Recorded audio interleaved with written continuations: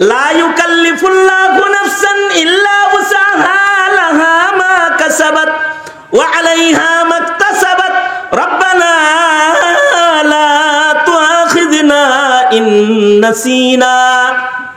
In নাসিনা আও আখতানা রব্বানা ওয়া লা তাহমিল আলাইনা ইসরান কামা হামালতাহু আলাল্লাযীনা মিন ক্বাবলিনা রব্বানা ওয়া লা তুহাম্মিলনা মা লা তাকাতা লানা বিহি ওয়াফু আন্না ওয়াগফির লানা ওয়ারহামনা আনতা মাওলানা ফানসুরনা আলাল কওমিল কাফিরিন।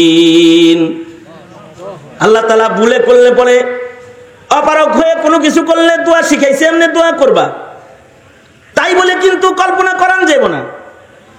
ইচ্ছা কইরা গুনার রাজ্যে ঘোরার চেষ্টা করান যাব না। দিলের ভেতরে যদি গুনার কল্পনা আইসা যায় তো নবীজি মুরাকাবা শিখাইছেন বসে বসে কবরের মুরাকাবা করতে, বসে বসে আজরাইল আইতেছে আমার নিতে, চক্ষু বন্ধ করে মুরাকাবা করবে। আমার দরজায় আজরাইল দাঁড়ায় গেছে, আমারে ধরছে, আমার রূহ কবজ করতেছে, আমার অপরাধের কল্পনা করণ যাইব না। এভাবে করে নিজের জেহেনকে শয়তান থেকে সরায়া আল্লাহমুখী করার চেষ্টা করবে, সাথে সাথে জবানে উচ্চারণ করবে আস্তাগফিরুল্লাহ, আল্লাহর কাছে মাপ চাইবে, মহান আল্লাহ মাপ করে দিবে। কিন্তু কল্পনার কারণে গুনাহ লিখবেন না। এমনকি এক হাদিসে আল্লাহর রাসূল বলেন, বান্দা গুনাহ করার পরে যদি কোনো গুনাহ বান্দার হয়ে যায়, দ্বিতীয় আর একটা কবিরা গুনাহ করার আগ পর্যন্ত আগের কবিরা গুনাহ আল্লাহ লেখে না। আল্লাহ তাকায় দেখে, দেখিনি দ্বিতীয়বার কোন কবিরা গুনাহ করার আগেনি আমার বান্দা আমাকে ডেকে বলে আস্তাগফিরুল্লাহ। যদি বান্দা আমার কাছে মাফ করে মাপ চায় তো লা তাকনাতু মির রাহমাতিল্লাহ ইন্নাল্লাহা ইয়াগফিরুয যুনুবা জামিআ। কিন্তু আমরা অচল যে আমরা তওবা জানি না, কিন্তু সাহাবীরা তওবা জানতো, ওলি বুজুর্গরা তওবা জানতো, গুনার কল্পনা হলেও তারা তওবা করত। আর আমরা পাপের রাজ্যে বসবাস করেও তওবা উচ্চারণ করতে পারি না আমরা। আর তাদের গুনাহের কল্পনা হলেও তারা রুনা জারি করত, তওবা করত। হাকিম তিরমিজি রাহমাতুল্লাহি আলাইহি জমানার এক বড় মুহাদ্দিস ছিলেন হাকিম তিরমিজি। পাশাপাশি ছিলেন চিকিৎসা বিজ্ঞানে পারদর্শী একজন ডাক্তার। ওই সময়ে যখন সায়েন্সের উন্নতি হয় নাই, ওই যুগে তিনি কোন মেডিসিন ছাড়াই সুই সুতা দিয়ে মানুষের শরীর সেলাই করতেন এবং অপারেশন করতেন হাকিম তিরমিজি। এখনো যারা উজবেকিস্তান সফর করতে যায় তারা হাকিম তিরমিজি রাহমাতুল্লাহি আলাইহির অপারেশন থিয়েটার তারা দেখার জন্য মাটির নিচে ঢুকে, মাটির নিচে আইসিইউ বানাইছিলেন উনি হাকিম তিরমিজি। হাকিম তিরমিজি রাহমাতুল্লাহি আলাইহি ওনার তাকওয়া আর আমার এই ঘটনার থেকেও সাহাবায়ে কেরামের মূল্য কেন বেশি এটা আপনাদের বুঝে এসে যাবে। হাকিম তিরমিজি রাহমাতুল্লাহি আলাইহি ওনার যৌবনেতে উনি আলিশান দরজার এক মুত্তাকি ছিলেন। উনি যখন হাকিম হিসাবে এরকম শোহরত পাইছেন আর ওনার ইলম অনেক বেশি, এলাকার এক সুন্দরী মেয়ে হাকিম তিরমিজির প্রেমে পড়ে গেল। এই মহিলা কৌশল করে হাকিম তিরমিজির সামনে যাওয়ার জন্য রোগী সাজ্জা বোরকা পইরা হাকিম তিরমিজির চেম্বারের বরাবর যায় লাইনে দাঁড়াইছে রোগী দেখানোর জন্য।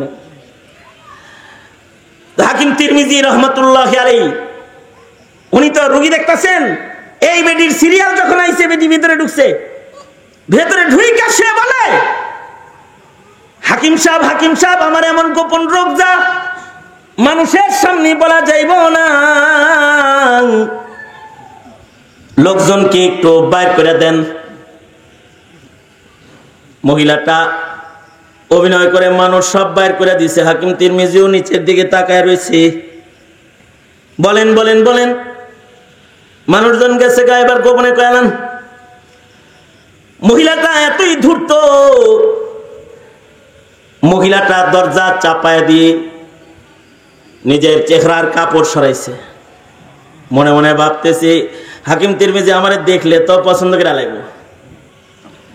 কাপড় সরাইয়া নিজের চেহারা খুলে এবার হাকিম সাহেবকে আস্তে আস্তে কয়, হাকিম সাহেব, হাকিম সাহেব, একটুখানি চেহারাটা উঠান, এক নজর একটু দেখেন না, আমারে এক নজর একটু দেখেন। আমার দৈহিক কোনো রোগ না, আমার একটা প্রেম রোগ হয়েছে। আমি আপনার প্রেমে পড়ে গেছি। হাই তালাক, আপনার মনোবাসনা আপনি পূরণ করতে পারেন। হাকিম তিরমিজি আলিশান দরজার মুত্তাকি আলেম দ্বীন। হাকিম তিরমিজি সাথে সাথে চিল্লায় উঠছে, আস্তাগফিরুল্লাহ, আস্তাগফিরুল্লাহ, ঘরে শয়তান ঢুকে গেছে। যখন উনি বলছে ঘরে শয়তান ঢুকে গেছে, মহিলাও বড় চালাক, মহিলাও চিল্লায় কয়, আস্তাগফিরুল্লাহ, আস্তাগফিরুল্লাহ, পর্দা ফেলায় দিয়ে কয়, আস্তাগফিরুল্লাহ, আস্তাগফিরুল্লাহ, ঘরে শয়তান ঢুকে গেছে। অন্যান্য রোগীরা ভাবছে, দেখছো হাকিম তিরমিজিও যেমন বুজুর্গ, যেটা আইছে হেটাও বুজুর্গ, ঘরে মনে হয় শয়তান ঢুকছে, উভয় বসিরাত দিয়া মনে হয় দেখে লাগছে। অনেক সময় দেখবেন চোর ধরা পড়লে চোর নিজেই কয় চোর চোর চোর, পাবলিক অন্যদিকে দৌড়ায়, বেডিও কয় শয়তান ঢুকছে, শয়তান ঢুকছে। পাবলিক শয়তান আর খুঁজে পায় না। মহিলার সম্মান রক্ষার্থে হাকিম তিরমিজি কিছু কয় না। এভাবে সমস্যার সমাধান হয়ে গেছে, মহিলাটাও চলে গেছে। কিন্তু দীর্ঘ 30-35 বছর পরে হাকিম তিরমিজি যখন বৃদ্ধ হয়ে গেছে, একদিন আসরের নামাজের ওযু তিনি বানাইতেছে। আসরের নামাজের ওযু করার সময়, ওযু করার আগে যে মিসওয়াক করতেছে বসে বসে, হঠাৎ করে 30 বছর আগের কথা স্মরণ হয়ে গেছে। বুড়া বয়সে হাকিম তিরমিজি বসে বসে চিন্তা করতেছে, হায় রে, আল্লাহ পাকের একটা নাম সত্তার, আল্লাহ পাকের একটা নাম গফফার। জোয়ান বয়সে একটা চান্স পাইছিলাম, যদি কামটা সাইরা আলাইতাম আর যদি গোপনে তওবা করে আলাইতাম। বুড়া বয়সে পেছনের যৌবনের কথা স্মরণ করে একটা কল্পনা আইছে, হায় রে, পায়া চান্স হারাই আলাইছিলাম রে, কামটা করি নাই। এই কল্পনা আসার সাথে সাথে হাকিম তিরমিজি ইস্তিগফার করেছেন। কিন্তু হাকিম তিরমিজি নিজেকে নিজে ধিক্কার দিতেছেন, কত জঘন্য খারাপ তুই হইছ। যৌবনকালে তাকওয়া ভালো ছিল, তখন পরনারী ঘরে পায়া তারে তাকায় দেখোস নাই, আর 30 বছর পরে বুড়া বয়সে পেছনের কথা কল্পনা করস, তোর দিল কত খারাপ হইছে। যা মসজিদে যা, তওবা কর। হাকিম তিরমিজি মসজিদে যায় কান্দে, খানা দানা বন্ধ হয়ে গেছে। ওগো আল্লাহ, বুড়া বয়সে গুনার কল্পনা করলাম, কত খবিস আমি। ওগো আল্লাহ, তুমি আমারে মাফ কইরা দাও। কান্না থামে না, আল্লাহর ভয়ে খানা পিনা খাওয়াও বন্ধ হয়ে গেছে। একদিন, 2 দিন, 3 দিন না খেয়ে সিজদায় পড়ে খালি কান্দে। ঘুমের ঘরে একদিন স্বপ্নে দেখি সরওয়ারে দু আলম নবী মুহাম্মাদুর রাসূলুল্লাহ সাল্লাল্লাহু আলাইহি ওয়াসাল্লাম স্বপ্ন যোগে এসে পড়েছে। এসে বলে, হাকিম, খানা খাও না কেন? ক্লান্ত হয়ে গেছো, ক্ষুধা লাগে না তোমার? খানা খেতে পারো না? কয়, রবের রিজিক মুখে লইতে ভয় হয়। আল্লাহ পাকের রিজিক খায় যে আমার নফস আল্লাহর নাফরমানি করবার কল্পনা করে, এ কারণে নিজের নফসকে শাস্তি দিতেছি। নফস এমনটি করতে পারে না। আল্লাহর রাসূল বলে, তিরমিজি, কল্পনা এসে গেলে এর জন্য তো আল্লাহ গুনাহ লেখে না। অসুবিধা নাই, আমল নামায় গুনাহ লেখা হয় না, এটা আমার উম্মতের শান। যাও তুমি খাবার খাও। হাকিম তিরমিজি বলে, আল্লাহর নবী গুনাহ লেখে না, বুঝলাম, কিন্তু জোয়ান বয়সে ভালো ছিলাম, বুড়া বয়সে খারাপ হইলাম কেন?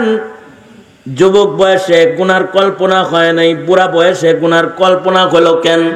আল্লাহর রাসূল বলেন, তিরমিজি রে, 30 বছরের কারণে জমানায়ে নবুয়ত থেকে 30 বছর দূরে চলে গেছো। বাতির থেকে, নবুয়তের বাতির থেকে 30 বছর দূরে যাওয়ার কারণে 30 বছরে তোমার ঈমান একটু দুর্বল হয়ে গেছে, জমানায়ে নবুয়ত থেকে দূরে যাওয়ার কারণে। নবীর যুগের কাছাকাছি যারা আল্লাহর কাছে প্রিয় তারা আস-সাবিকুন আস-সাবিকুন খায়রুল কুরুনি কারনি সুম্মাল্লাযীনা ইয়ালুনাহুম সুম্মাল্লাযীনা ইয়ালুনাহুম। সাহাবীদের মূল্য আপনার আমার মতো তাদের 2 চোখ, কিন্তু তাদের মূল্য এজন্য বেশি যে তারা জমানায়ে নবুয়তের কাছাকাছি থেকে সরাসরি রাসূলকে দেখে তারা তাদের ঈমান আমলকে মজবুত করেছে। এ কারণে আল্লাহ তাআলা তাদের শান কোরআনে হাকিমে নিজে বর্ণনা করেছে। শুধু কোরআনে না, যালিকা মাসালুহুম ফিত তাওরাত ওয়া মাসালুহুম ফিল ইনজিল, তাওরাতেও তাদের প্রশংসা আল্লাহ করেছে, ইনজিলেও তাদের প্রশংসা আল্লাহ তাআলা করেছে। কেন? তারা নবীর কাছাকাছি থেকে পুখতা ঈমানের মালিক হয়েছে। আমরা তো নামে ঈমানদার, আর সাহাবীরা হলো আসলে কামী ঈমানদার। এ কারণে আল্লাহ তাআলা সাহাবায়ে কেরামের জামাতকে কিয়ামত পর্যন্ত আনেওয়ালা মুসলিম মিল্লাতের জন্য ঈমানের মাপকাঠি বানিয়েছে, যে কিয়ামত পর্যন্ত আনেওয়ালা মুসলমানেরা সাহাবীদের মতো ঈমান আনবে। আমিনু কামা আমানান নাস। সাহাবায়ে কেরামের কিছু গুণ আল্লাহ তাআলা বলেন, মুহাম্মাদুর রাসূলুল্লাহ, মুহাম্মদ সাল্লাল্লাহু আলাইহি ওয়াসাল্লাম আল্লাহর রাসূল, ওয়াল্লাযীনা মাআহু, মুহাম্মাদুর রাসূলুল্লাহ সাল্লাল্লাহু আলাইহি ওয়াসাল্লামের সাহাবী যারা আছে তারা, তাদের কিছু গুণ, আশিদ্দাউ আলাল কুফার, তারা কুফরের বেলায় শক্ত। আমরা হলো কুফরের ভক্ত।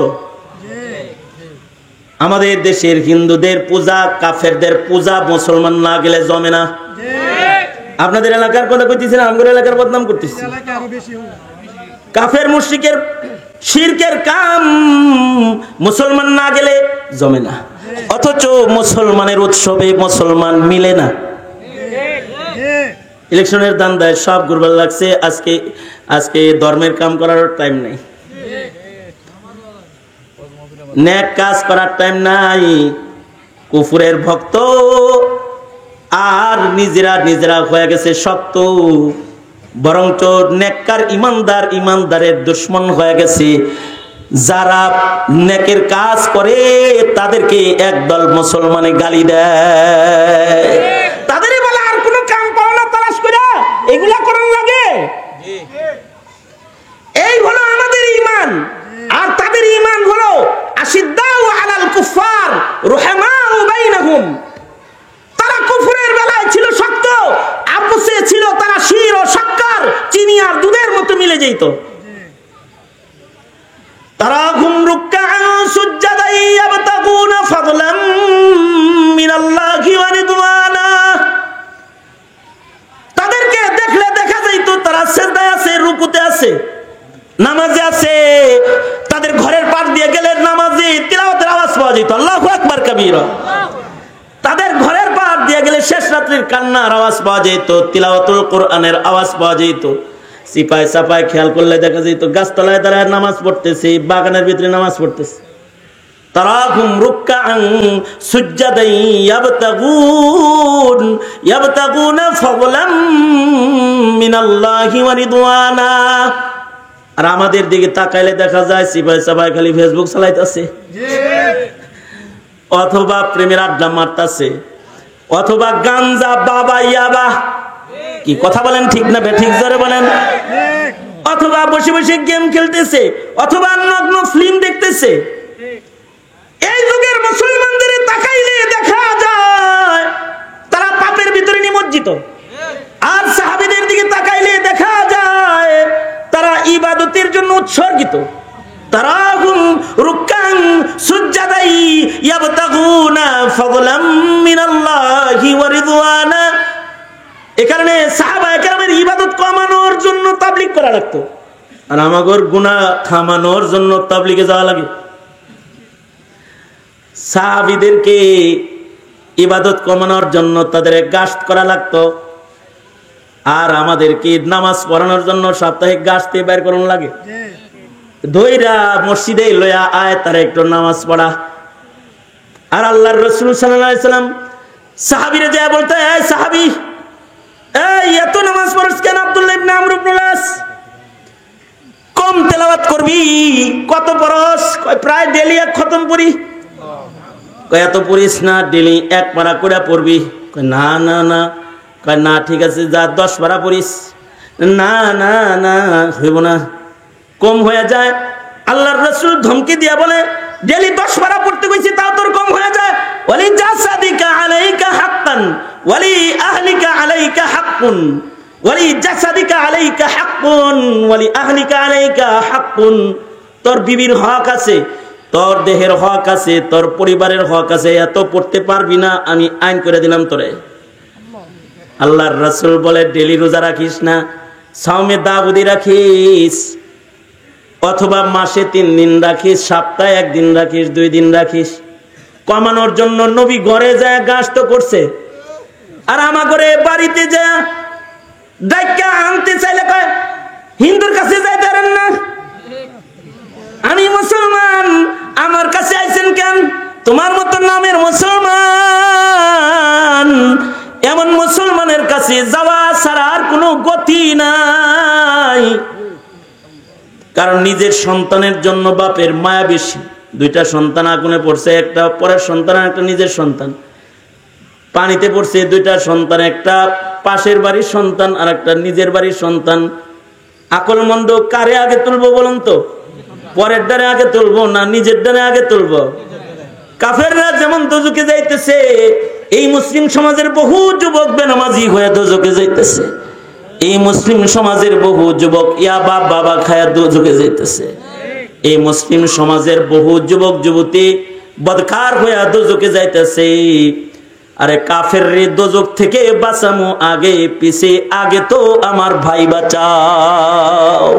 নিজের ভাইরে আগে বাঁচান লাগবে তো, এখানে যায়া পিঠা টান লাগে। চলেন চলেন চলেন, নামাজ পড়েন, ইবাদত করেন। আমাদের চেহারার ভেতরে গুনাহের বদবু আছে, আর সাহাবীদের চেহারার ভেতরে নামাজের দাগ আছে। ফি উজুহিহিম মিন আসারিস সুজুদ, তাদের চেহারার ভেতরে সিজদার দাগ আছে। তাদের ইবাদত দেখলে কাফের মুশরিকরা রাগান্বিত হয়, শয়তান রাগান্বিত হয়। আর আমাদের গুনাহ দেখলে কাফের মুশরিকরাও আমাদের সমালোচনায় পড়ে যায় আর বলে, হায় রে নামের ভুয়া মুসলমান। তবে হ্যাঁ, যাদেরকে ইবাদত করতে ওরা দেখতে পায়, রাগ হয়ে তাদেরকে জঙ্গি বলে গালি দেয়, সন্ত্রাসী বলে গালি দেয়, উগ্রবাদী বলে তাদের গালি দেয়। কারণ তাদের ইবাদত দেখলে তাদের গাত্রদাহ শুরু হয়। ইয়াজিবুজ যুররা আলিয়াদিযা বিহিমুল কুফার, এটা সাহাবায়ে কেরামের সিফত। সাহাবীদের ইবাদত দেখলে কাফেরগুলার রাগ হয়ে যেত। এই সমাজের কিছু বদকার আছে, নেককারদের নেক দেখলে পরে তারা রাগ হয়। এই রকম ইমানের রং যাদের ভেতরে পাওয়া যাবে, তাদের জন্য আল্লাহর ঘোষণা হলো, তাদেরকে আল্লাহ তাআলা মাগফিরাত দিবে, তাদের আল্লাহ তাআলা জান্নাত দিবে। এ কারণে প্রজন্মের সন্তানদেরকে মুসলিম বানাইতে সাহাবায়ে কেরামের জীবনী তাদের হাতে তুলে দিন। সাহাবীদের ঈমান তাদের সামনে পেশ করুন, হেকায়াতে সাহাবা তাদের সামনে পড়ুন, হেকায়াতে সাহাবা তাদের কানে পৌঁছান, সত্যিকারের ঈমানদারদের চরিত্র তাদের কানে পৌঁছায় দেন। নাটক সিনেমার মাধ্যমে ভ্রষ্টদের ভ্রষ্ট কাজ দেখতে দেখতে প্রজন্ম ভ্রষ্ট হওয়ার পথে, আর উৎকৃষ্ট মানুষদের আলোচনা গোপন হয়ে যাওয়ার কারণে নেককারদেরকে এখন আর মুসলিম সমাজের নব প্রজন্মরা নেককারদের ইজ্জত কদরও করা জানে না। সুতরাং ঈমান যদি কামেল বানাইতে হয়, সাহাবায়ে কেরামের জীবনকে সামনে আনতে হবে, ঠিক কিনা? আমাদের ঘরে ঘরে হেকায়াতে সাহাবা তুলে দিব ইনশাআল্লাহ। বলেন কারা কারা ওয়াদা করলেন? আল্লাহ কবুল করেন, আমিন বলেন। এবং এই মাহফিলকে আল্লাহ তাআলা কবুল করেন। এই প্রচন্ড গরম ইলেকশনের ভেতরে আপনারা যারা দিনী কাজে অংশগ্রহণ করেছেন, তাদেরকে আল্লাহ তাআলা কবুল করেন।